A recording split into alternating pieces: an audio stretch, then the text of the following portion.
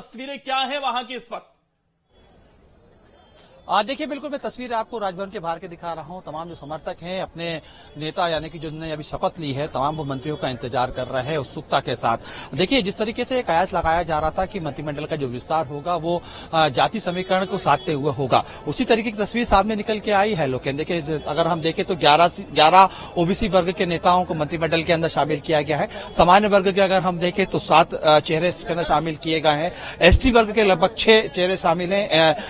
SC वर्ग के 6 चेहरे हैं, माफ कीजिएगा, और एसटी वर्ग के 4 चेहरे इसके अंदर शामिल किए गए हैं। अगर हम महिलाओं की बात करें तो करीब 5 महिलाओं को इसके अंदर जगह मिली है। कृष्णा गौर की हम बात करें, प्रतिमा बागरी की हम बात करें, राधा सिंह की बात करें, संपिता उइके की बात करें, निर्मला भूरिया की बात करें। देखिए, इसमें खासतौर पर अगर हम 2 महिलाओं को देखें, निर्मला भूरिया और संपिता उइके की अगर हम बात करें तो ये आदिवासी वर्ग से आती है और इनका खासा प्रभाव रहा है। और जिस तरीके से हम शुरू से ये बात कर रहे थे कि जब मध्य प्रदेश का मंत्रिमंडल का विस्तार होगा तो कहीं ना कहीं जातिगत समीकरण को साधा भी जाएगा और उसको समझा भी जाएगा। और लोकसभा के चुनाव से ये दृष्टिकोण को रखते हुए पूरा मंत्रिमंडल का विस्तार होगा। हुआ भी यही। देखिए, आदिवासी वर्ग मध्य प्रदेश में बीजेपी के लिए काफी महत्व रखते हैं और काफी जरूरी है, क्योंकि लोकसभा में कई ऐसी सीटें हैं जहां पर आदिवासी वर्ग ही जीत और हार तय करता है। तो ऐसे में निर्मला भूरिया और संपिता उइके का जो नाम सामने निकल के आया है वो सीधे तौर पर यही दिखाता है कि जो एनालिसिस है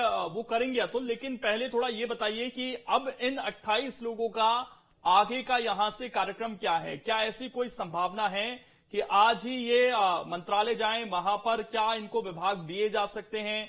आगे अब इनकी मूवमेंट यहां से क्या है, कुछ जानकारी मिल पाई हो तो? देखिए, बिल्कुल लेकिन जिस तरीके से मोहन यादव दिल्ली में रहे 2 दिन, और ऐसे में ये मान के चला जा रहा है कि मंत्रालयों के ऊपर भी मंथन कर लिया जाएगा। जल्द ही मंत्रालय की घोषणा की जा सकती है। ये कयास लगाया जा रहा है कि आज देर रात तक मंत्रालयों का बंटवारा भी हो जाएगा। हालांकि जिस तरीके से आज तमाम जो मंत्री हैं जो जिनने शपथ ली है वो यही कयास लगा रहे हैं। अभी तमाम अपने बंगले पे पहुंचे थे क्योंकि उनके बंगलों पे तमाम कार्यकर्ताओं का हुजूम मौजूद है। तो ऐसे में अपने कार्यकर्ताओं से मुलाकात करेंगे और उसके साथ जिस तरीके से ये बताया जा रहा है कि पोर्टफोलियो आज देर रात तक बढ़ सकता है, तो उसका इंतजार तमाम इन लोगों को होता हुआ दिखाई देगा। बहरहाल देखिए, लेकिन खास तौर पर क्योंकि ये साफ पता चल जाता है कि जो सबसे पहले शपथ ले रहा है, जाहिर सी बात है उसे कोई बड़ा पोर्टफोलियो मिलने वाला है। और इस हिसाब से ये जरूर है कि कैलाश विजयवर्गीय हो, प्रहलाद पटेल हो, ये तमाम बड़े नाम जिन्हें कोई बड़ा मंत्री पद भी मिल सकता है, और वो पहले ही साफ हो गया था।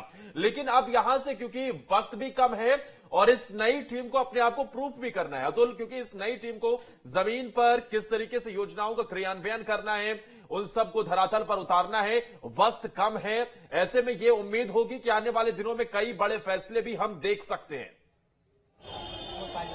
देखिए, बिल्कुल मध्य प्रदेश की नई सरकार और नए मंत्रियों के सामने चुनौती है काफी रहेंगी, क्योंकि सबसे पहले अगर हम देखें तो मध्य प्रदेश पे आर्थिक बोझ लगातार बढ़ता जा रहा है और ऐसे में आर्थिक बोझ के साथ तमाम जनहितैषी योजनाओं को चलाना मंत्रियों के सामने एक बड़ी चुनौती होगी। इसके साथ में अगर हम देखें तो देखिए, पूरा चुनाव हमने 2023 का देखा और 2023 के चुनाव में हमने सबसे महत्वपूर्ण जो बात सामने निकल के आई वो बात थी मोदी गारंटी की। तो मोदी गारंटी के साथ तमाम जो नेता थे वो जमीनी स्तर पर पहुंचे, आम जनता से मिले, तमाम जो नेता अपने प्रचार में पहुंच रहे थे मोदी गारंटी की बात कर रहे थे और खासतौर पे खुद प्रधानमंत्री ने जितनी भी सभा मध्य प्रदेश के अंदर ली तो मोदी गारंटी यानी कि अपनी गारंटी देते हुए नजर आए। खासी गारंटी है, बड़ी गारंटी है, जिनको पूरा करना प्रदेश सरकार के लिए एक बड़ा टास्क होगा। और आज के बाद हम यही मान के चलते हैं कि जैसे ही पोर्टफोलियो यानी विभाग का बंटवारा होगा तो सबसे सामने जो चुनौतियां हैं उनके सामने आ खड़ी होगी और तमाम जल्द से जल्द, क्योंकि लोकसभा चुनाव भी अब दहलीज पे है और ऐसे में लोकसभा चुनाव के पहले अपने आप को साबित करना मध्य प्रदेश सरकार के लिए अहम भी होगा, जरूरी भी होगा और जनता के दरबार में जब पहुंचे तो उनके बताने के लिए भी ये बात होगी कि उन्होंने मोदी गारंटी जो दी थी वो पूरी की है। हालांकि देखिए, इस में कई और भी चुनौतियां होगी, क्योंकि जिस तरीके से हमने देखा मध्य प्रदेश के अंदर लाडली बहना का जिक्र कर रहे हैं, तमाम और दूसरी योजनाएं जिनको जनहितैषी योजनाओं से जोड़ के हम देख सकते हैं, इसमें लाडली लक्ष्मी योजना की भी बात करें, लाडली बहना योजना की बात करें, हम धर्म से जुड़ी हुई यात्राओं की बात करें या तमाम जो दूसरे वर्गों को साधने के लिए या दूसरों के हित के लिए जो योजनाएं चलाई जा रही है उनको क्रियान्वयन करना यानी आगे चलाना, ये एक बड़ी चुनौती सरकार के साथ। पिछली सरकार का छाप किस तरह की रहेगी इस सरकार पर, उसका आप जिक्र कर रहे हैं, योजनाओं का जिक्र कर रहे हैं, लेकिन 19 लोग जीत कर आए थे जो पिछली सरकार में जिम्मेदारियों में थे, उनमें से 10 को बाहर कर दिया गया है, केवल 9 हैं जो अब इस सरकार में दिखाई दे रहे हैं, यानी कि चेहरा भी पूरी तरीके से बदला हुआ नजर आ रहा है, क्योंकि पिछली बार अगर 33 थे तो उसमें से केवल 9 हैं जो पिछली बार की सरकार में शामिल थे। देखिए बिल्कुल निश्चित तौर पर कि इस बार नए चेहरों पे ज्यादा खास तौर पर बीजेपी के केंद्रीय नेतृत्व ने भरोसा किया है और मध्य प्रदेश में भी ये देखने को मिला। पहले मैं तस्वीर दिखाता हूं, देखिए लोगों के बाहर निकलने का शुरू हो चुका है। तमाम वो मंत्री जिन्होंने अभी से पहले शपथ ली है, उनके समर्थक बाहर हुजूम के तौर पर आपको दिख रहे होंगे, उनको फूल माला पहनाते हुए उनसे मिलने के लिए उत्साहित दिख रहे हैं। तमाम ये कोशिश कर रहे हैं कि अपने नेताओं से हाथ मिलाएं, साथ साथ उनको माला पहनाएं और मंत्री बनने की शुभकामनाएं दें। ये तमाम ये देखिए तस्वीरें राजभवन के बाहर की है और एक बड़ा मेला ऐसा लग रहा है कि राजभवन के बाहर उमड़ चुका है। हालांकि ये राजनीतिक मेला है क्योंकि तमाम जो नेता है वो उनके समर्थक इस समय बाहर मिल रहे हैं और खास तौर पे खासे उत्साहित दिखाई दे रहे हैं। देखिए लोगन, हम जिस तरीके से बात कर रहे थे कि नए चेहरों के ऊपर सरकार ने उस खास तौर पे केंद्रीय नेतृत्व ने जो है भरोसा किया है और भरोसा इसलिए भी किया क्योंकि जिस तरीके से हम बता रहे हैं कि युवा जोश और अनुभव भरपूर इस समय ये मोहन सरकार की टैग लाइन रहेगी, क्योंकि युवा जोश के साथ काम करना और पूर्व में वरिष्ठ नेता जो इस समय मंत्रिमंडल में शामिल हुए हैं उनके अनुभव के साथ एक बड़ा टास्क पूरा करना, मोदी गारंटी को पूरा करना, कहीं ना कहीं इन हिसाब में आगे बढ़ते हुए दिखाई देंगे। हालांकि देखिए ये राजभवन के बाहर की तस्वीर है और तस्वीरें बयां कर रही है कि बीजेपी के तमाम जो कार्यकर्ता है उनमें खासा उत्साह दिख रहा है। नई सरकार के जो मंत्री बने हैं उनके समर्थक खासे उत्साहित दिख रहे हैं। अपने नेताओं से मिलने के लिए राजभवन से बाहर गाड़ियों निकलने का सिलसिला भी शुरू हो चुका है और तस्वीर में आप देख सकते हैं कि राजभवन के गेट पर ही तमाम गाड़ियों को रोकने की कोशिश जो है उनके कार्यकर्ता कर रहे हैं, अपने नेता से मिलने की कोशिश कर रहे हैं। हालांकि भरपूर यहाँ पे सुरक्षा व्यवस्था भी लगा दी गई है ताकि किसी भी प्रकार की कोई भी अड़चन यहाँ पे पैदा नहीं हो। लेकिन क्योंकि 10 पूर्व मंत्रियों को जगह इसमें नहीं दी गई है, इनमें से कुछ बड़े नाम भी हैं, तो क्या ये समझे क्योंकि केंद्र में भी कुछ मंत्री पद खाली हुए हैं, हालांकि अभी फिलहाल के तौर पर ये अतिरिक्त प्रभार जरूर सौंपा गया है बाकियों को, लेकिन केंद्र में जो मंत्री पद खाली हुए हैं क्या वहां एडजस्ट अब किया जा सकता है? क्या यहां के कुछ बड़े नेता चाहे गोपाल भार्गव या भूपेंद्र सिंह, उन्हें केंद्र में कोई बड़ी जिम्मेदारी मिल सकती है? देखिए निश्चित तौर पर हम किसी भी बात से इनकार नहीं कर सकते क्योंकि ये बीजेपी है और बीजेपी प्रयोग करती है। लगातार हमने देखा भी लगातार बड़े बड़े प्रयोग बीजेपी ने किए जिसमें वो सफल भी हुए।